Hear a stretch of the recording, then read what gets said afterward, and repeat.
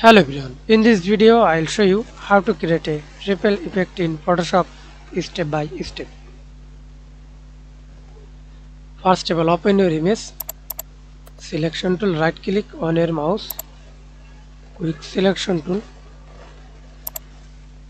Example, use a specific selection.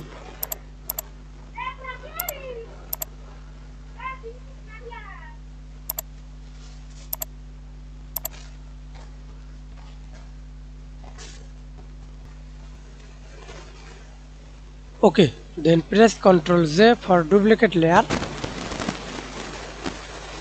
filter tab,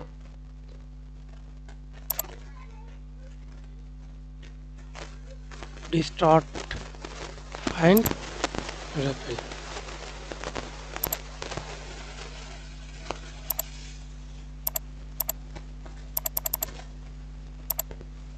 Small, medium, large. Use medium. Click OK. That's it.